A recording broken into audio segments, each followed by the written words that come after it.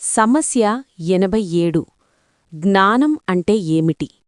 మన సమాజంలో జ్ఞానులకెంతో ప్రాధాన్యముంది కదా. జ్ఞానస్వరూపం ఎలా ఉంటుంది? జ్ఞాని మానవత్వం ఎలా ఉంటుంది?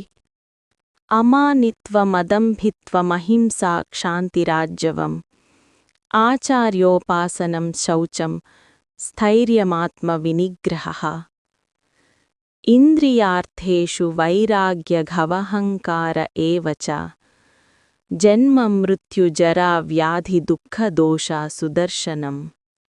లవక్తిరనభిష్వంగః పుత్రదారగృహాదిను సత్యం చ నమచిత్తర్వం ఇష్టానిష్టోపపత్తిషు మయి చానన్యయోగేన భక్తిరవ్యభిచారిణి వివిక్తదేశసేవిత్వం అరతేర్జననం సంసది అధ్యాత్మజ్ఞాననిత్యత్వం తత్వజ్ఞానార్థదర్శనం ఏతజ్ఞానమితి ప్రోక్తం అజ్ఞానం యదతోన్యథా.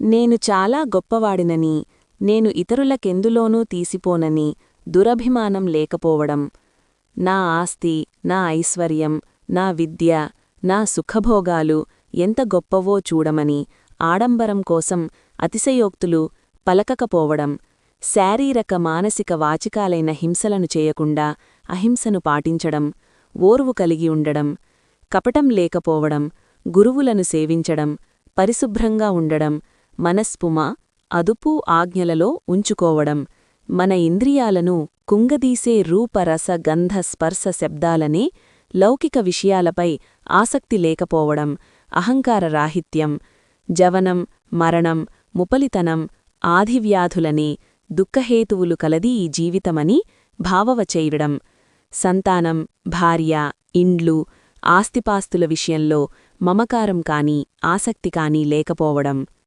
తన ఇష్టం నెరవేరినా అలా నెరవేరక అవిష్టం కలిగినా మనసు సమానమైన స్థితిలో ఉండటం, భగవంతునిపై నిశ్చలమైన అనన్యమైన భక్తి కలిగి ఉండడం, 10 మందిలో కలిసి ఉండక ఒంటరిగా ఉండటం, విభిన్న స్వభావాలు కల జనసమూహంతో స్నేహం చేయటానికి ఇష్టపడకపోవడం, ఎప్పుడూ ఆత్మజ్ఞానాన్ని కలిగి ఉండడం, తత్వజ్ఞాన స్వరూపాన్ని చక్కగా అవగాహన చేసుకోవడం ఇవి జ్ఞానానికి లక్షణాలు.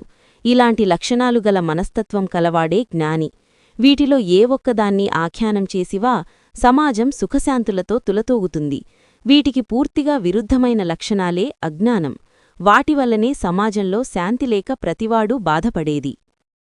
Friends, please subscribe, like, share and comment మన ఛానల్.